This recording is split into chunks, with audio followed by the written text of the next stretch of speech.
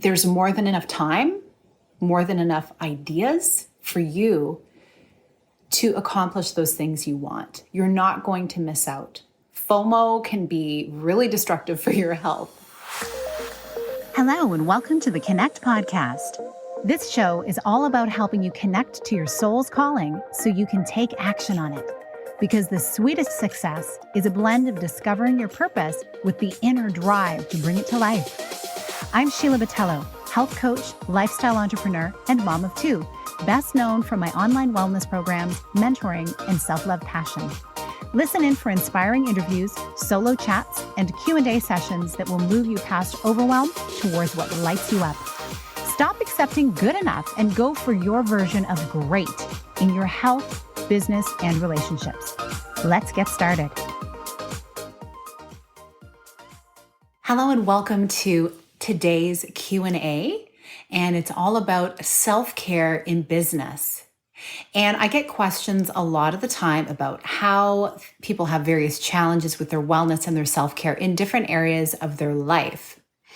And more than ever, people who are working from home, who are starting side businesses, who are shifting from corporate to starting their own businesses, are realizing it's different than what they're used to. So as we talk about our wellness as a whole, there is a whole different impact on us when we are also operating a business and making significant shifts. So someone actually came to me recently and asked me this question is, what are some common issues that I see with busy professionals and business owners in terms of their wellness?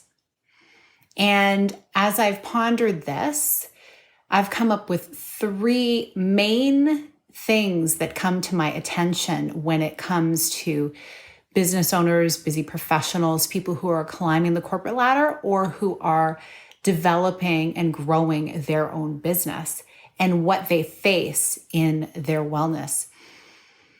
And of course, our wellness affects every area of our life. So when we think about it, obviously what's happening with our body is going to impact our thoughts, is going to impact the connections we have with others. It's going to affect the way we create new ideas and our feelings about whether or not we're capable of bringing those forth into the world. So when we're healthy, we have more energy, more vitality to do these things. And when we're struggling with our health, not so much, because our body is getting into self-preservation mode.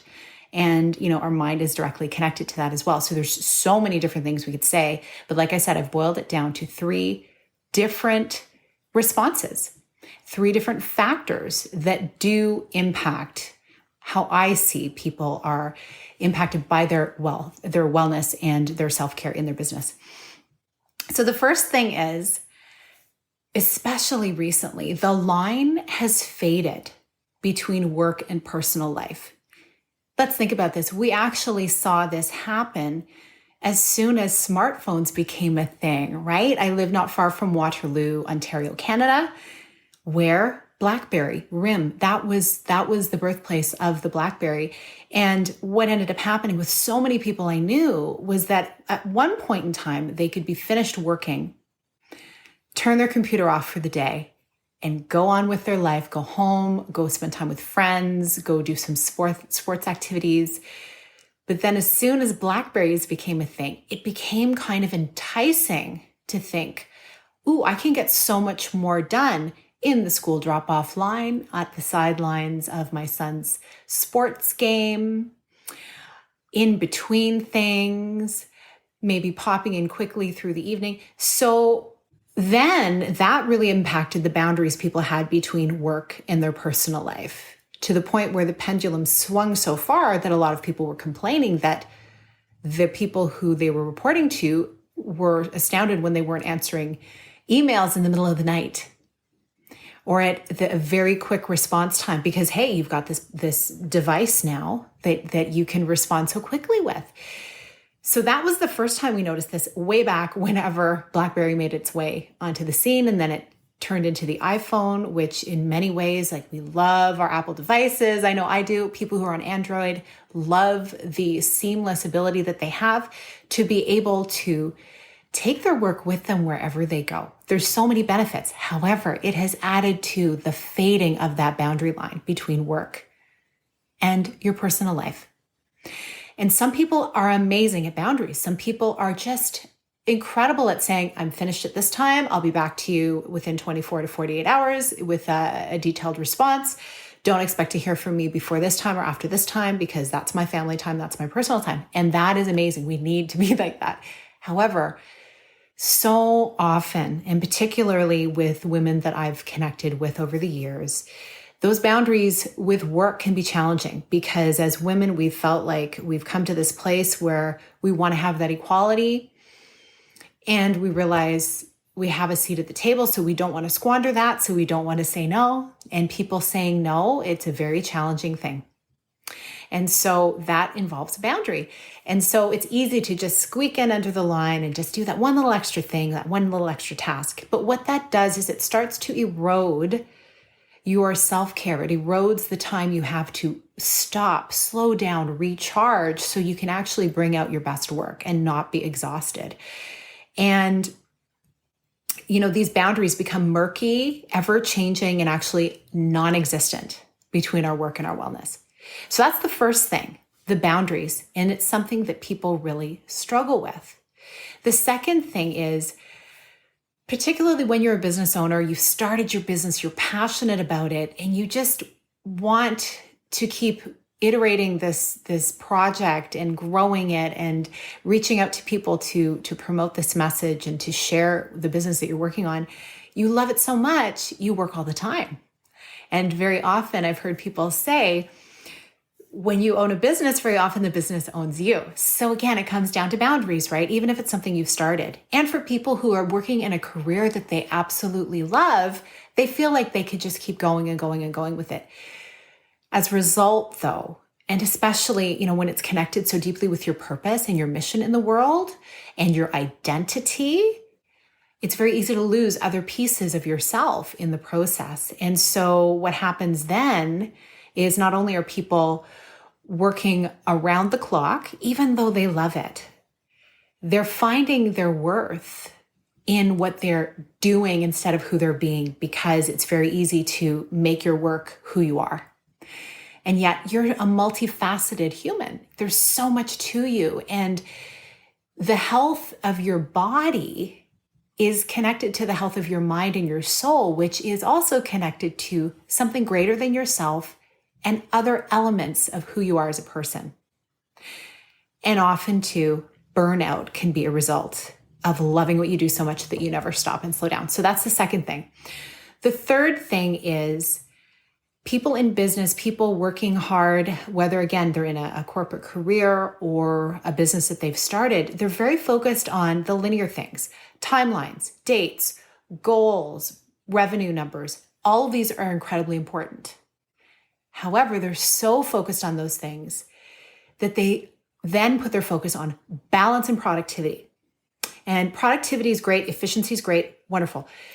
Balance, though, when we try and bring it into our life as a whole, and the work-life balance and our health in balance and our family relationships in balance and all of these things, I've experienced in my life that truly achieving balance is connected to perfectionism. And it can often then lead to more frustration and overwhelm. And let's face it, balance isn't truly achievable. We'd like to kid ourselves that it is, but truly nothing's ever perfectly in balance. And that's the beauty of life, because we do thrive with little ups and downs and little nuances to what we're experiencing. And you're always going to be finding shifting things happening in your personal life, the lives of the people around you, the workplace, the consumer habits, and even in your health, because the seasons are constantly changing. They're never perfectly in balance. Let's take Canadian spring, for example. We're just going through it right now. We had a beautiful, in the wintertime, warm spell where we could be outside in t-shirts. And then it plunged down to negative temperatures and was frigid cold wind for a month. And then it heated up to a heat wave where you needed the air conditioning on.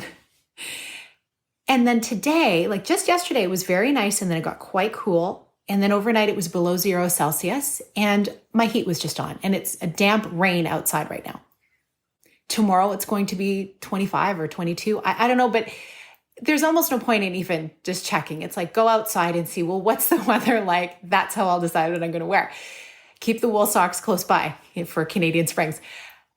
And yet here we are. That's nature. It's not perfectly in balance. It's not like one season is exactly this way and then you move into a different season and it's this way. There's no such thing.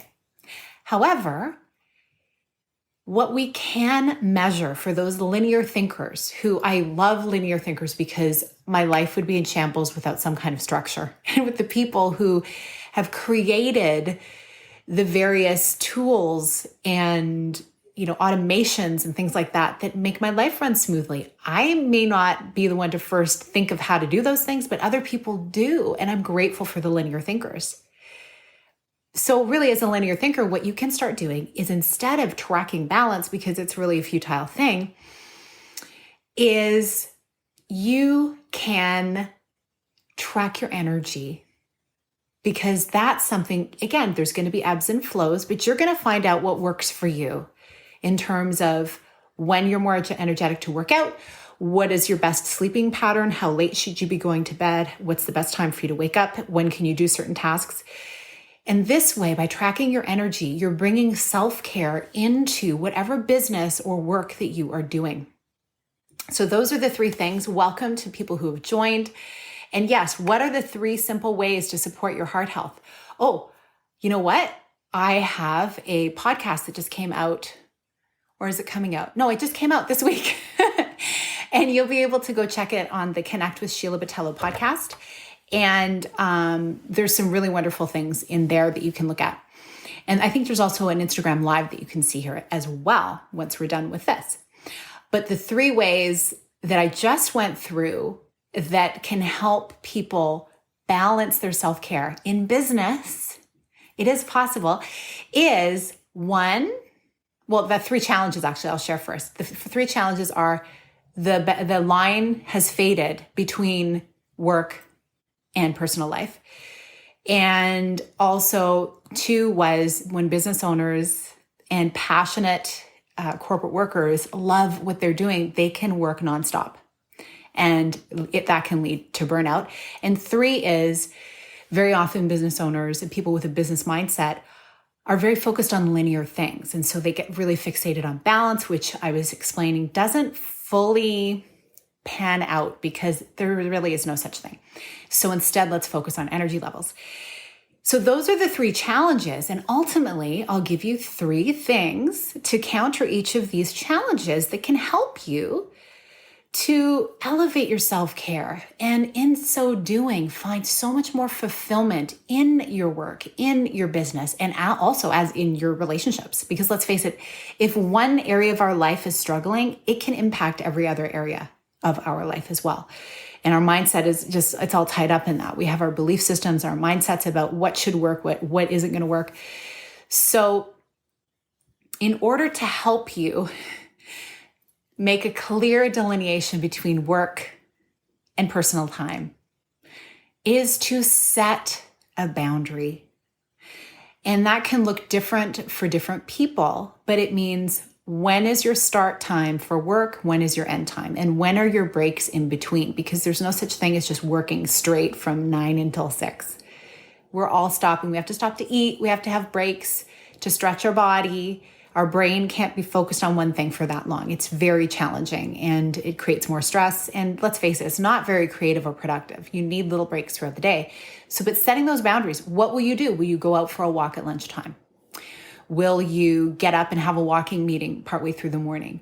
Will you have a boundary with how you're going about certain tasks through the day? That leads into the second thing, which will help those people who love their work, love growing their business, and they feel like they could do it 24/7. The boundaries feed into that, having the time and space. And one thing I suggest is, as you're looking at the things that you're doing, try and really structure in to those boundary times of rest. Structure in time for a self-care practice partway through the day. And that could be even daydreaming a bit about the vision that you have for this business you're so passionate about. And when you do that, it gets you kind of out of the doing and more into the feeling. And then also bringing into that, how is this project or business that you're working on going to impact your overall life and the other people in your life? So when you bring it out to that larger than you focus, it helps you to prioritize those other things in your life that are so important. Because you're stopping and saying, okay, how is my business impacting people? And then also bringing into your awareness, how effective and happy am I going to be if I am burnt out and exhausted, right? What could I look like if I took rest? How much more productive, how many more great creative ideas could I bring into the world if I take rest? So that's what you can do for when you love what you do so much you never want to stop working. I think also adding to that, there's more than enough time, more than enough ideas for you to accomplish those things you want. You're not going to miss out. FOMO can be really destructive for your health, right? We can't be everywhere doing everything all the time. We need to really take space for ourselves. And the third thing, for those people who are focused on the linear things, and that can lead to just seeking out balance at all costs, instead focus on your energy and really look closely at those times of day where you are really productive and those times of day where you're really not. And in those times, you can factor in, if it's in a workplace and you need to be there, factor in those things that are more relaxing, whether it's, I don't know if checking email is relaxing, but getting into some of the nitty gritty kind of just detail things that don't take up as much brain power, so that you're accomplishing something, but you're not like in constant pushing forward mode. You need to give yourself a break. So that's self-care at the office. But then as you look beyond that, looking at your energy levels is look at outside of your work hours and see where you can build in a practice that's going to fill you up and give you more energy. One thing is what we're eating. If you're eating a lot of processed foods and drinking a lot of stimulating beverages like caffeine, again, have coffee, that's okay. I keep bumping my light here. Have coffee if you want, but really look at it. Having it late in the day will impact you later on, right? Like in many different ways. I know some people say, oh, caffeine doesn't affect me. But if you were to take it away, you would see that it does, right? So look at doing those things that give you energy first thing in the morning. Change the way you eat let's just say, include more healthy, vibrant living foods. That is where energy lies in terms of what we can put in our body. Look to supplementation as well. And look to those physical practices that can fill you up. It doesn't mean you have to go for a 5K run every morning. It could mean you have a 15-minute HIIT workout, high intensity interval training, or a yoga practice, or a breathing practice, or meditation and prayer first thing in the morning. That fills me up so much. Even just getting outside, breathing in fresh air, or going on a walk. Of course, there's tons of things. And then how is your energy at night? Typically, you want to be able to wind down in the evening so you can have a better, more quality rest. So when you look at the things you're doing in the evening, are they stimulating you too much so you're not sleeping? What is your energy like in the evening? Do you let your creative mind go off and running and then you're up till 2 a.m. working on projects? That used to be me. I would get all these creative ideas and I'd stay up really late and then I'd be exhausted in the morning. So then my energy wasn't good for the next day and it wasn't good for anyone. And I showed up and I went through the motions and, we do what we have to do. However, why do it that way? Why not do it in a way that fills you up? So those are the 3 ways that you can counterbalance those 3 challenges that business owners typically who come to me talk to me about, the things that are burning them out. And it's like a circle, they're constantly on this pattern and it's hard to get off when it's all you've ever known, but you can make the changes. it is within your power to do so. So I'm really grateful that you've come today to listen. And, first of all, I honor you for putting your time into building a business that is bringing value to the world and using your gifts. And for wherever you're working, perhaps if you're working for someone else, the energy that you bring to that, it is so valuable. And I want for you to feel your best as you're doing it. And don't we all want to come to a place in our life later on where we can look back and say, I did those things that filled me up, and I feel good today because of the things I did back then. That's the hope. We don't have all the answers. We don't know exactly what the future will hold, but we're more likely to be healthier later on if we're taking care of ourselves now. So have some foresight and look to how you want to feel down the road and do these 3 things that I suggested. Give them a shot. They're not the be all and end all. They're just a few things that came to mind for me that seem to work for people. So I appreciate you being here. I hope you have a lovely rest of your day. And I will see you next time. What stood out to you as you listened today? If you found it helpful, please share this episode and tag me at Sheila A. Botello on Instagram. It may be just the message someone needs to hear today. As always, these Q&A sessions are for educational purposes only and are not intended to diagnose, treat, or cure any health issues you may have, and I highly recommend that you consult with your doctor before beginning any new health protocol. I'll see you next time. Big blessings. Thank you so much for being here with me on the Connect podcast. If you like this episode, please share it with someone you think would enjoy it. Also, if you head over to iTunes to leave a review, I'd be so grateful. Let us know what your favorite parts were and what you'd like to hear more of. It will help us have a greater impact, elevating many more people to grow and succeed together. See you next time.